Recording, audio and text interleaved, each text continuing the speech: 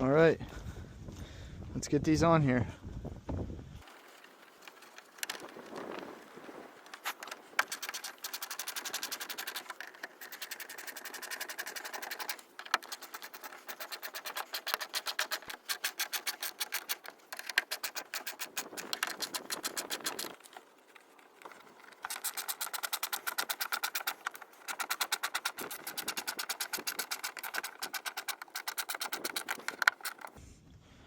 That might be an issue.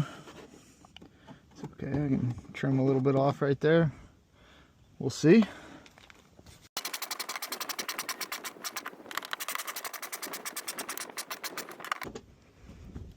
Yeah, we'll see. Shouldn't cause too many problems. I'll just cut it at an angle down to here. Still give me the space. Those look damn good though.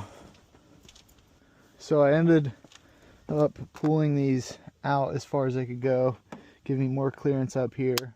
It's really nice that they added those slots in there so you can adjust. I think that looks pretty good. Now the backs I still have pushed in as far as they can go. I might pull those out as well. But for now, I think they look pretty good. We'll see how they hold up this week.